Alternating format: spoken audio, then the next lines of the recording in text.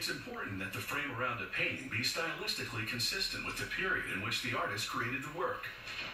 When you're dealing with a centuries-old painting, however, the original frame has often been replaced with a newer one.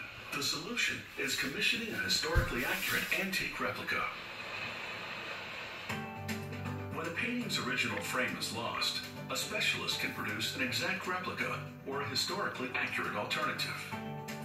Basswood is the wood of choice because it's relatively soft and even-grained. First, they saw the length required for the frame.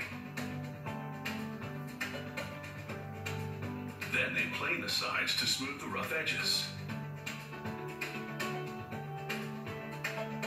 Next, they saw the piece to the required dimensions. Once pieces for all four sides of the frame are cut, workers set up a machine called a molding planer.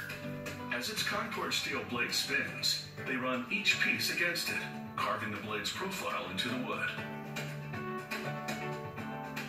The workshop has thousands of blades, each with a different profile. They all began as a flat bar of steel, which the shop milled to shape following a profile drawing. Once each side is contoured, workers saw the ends at 45-degree angles. Then cut a slot at each one. They spread glue in the slot and over the entire surface, then insert a beechwood biscuit. The biscuit goes in just halfway. They insert the other half into the glued slot of the adjoining frame piece. Once the glue dries, the master carver gets to work. With a pencil, he draws the frame's design onto tracing paper, then lays the paper upside down on the replica and retraces the design, which transfers it in graphite onto the frame surface. Then he turns to his arsenal of 40-plus chisels and begins carving out the design. Each chisel has a different shape and size tip, and therefore makes a very specific type of cut. He first cuts straight down along the outline to sever the wood grain. This prevents the angled cuts which follow from splitting the wood beyond the outline. Interchanging chisels, he repeatedly removes small chunks of wood until the design emerges. He clears away the wood chips with a wire brush.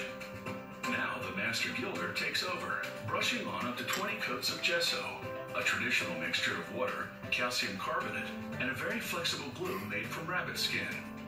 Flexibility prevents cracking when the wood expands and contracts.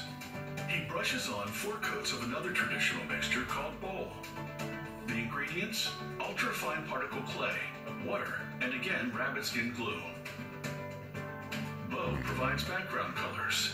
It also provides a cushion between the gesso layer and the gold leaf. Next, a coat of what's called gilder's liquor, a combination of water, alcohol, and either gelatin or rabbit skin glue. Then he cuts a piece of gold leaf, a sheet of genuine gold, a mere 1/10,000th of a millimeter thick. He applies it with a fine brush made of squirrel hair, which he has lightly oiled. As soon as he taps the frame, the water in the gilder's liquor grabs the gold leaf, pulling it away from the oil, adhering it to the bristles. This is the tricky part, because too much oil on the brush, or too little water in the gilder's liquor, can hinder this delicate transfer. Next, the master gilder rubs select areas with the polished agate, a natural stone. This burnishing process compresses the gold leaf, making it smooth and shiny. Now he'll make the frame look gold. He removes some gold from the high points to create the appearance of wear. Then he applies a tinted glaze to simulate patina, natural darkening that develops over time due to the accumulation of airborne dust and dirt. He works in the glaze with the brush to distribute it strategically so that the fake patina looks perfectly natural. For this frame, he uses 23-karat gold leaf. Gilders will also use 6, 12, 14, 18, and 22-karat leaf to achieve different shades of gold. The higher the carat, the yellower the color, due to the greater proportion of gold in the composition and lesser proportion of copper and silver alloys. Wednesday. It's the last chance rumble! The last episode episode before the 2018 BattleBots Championship.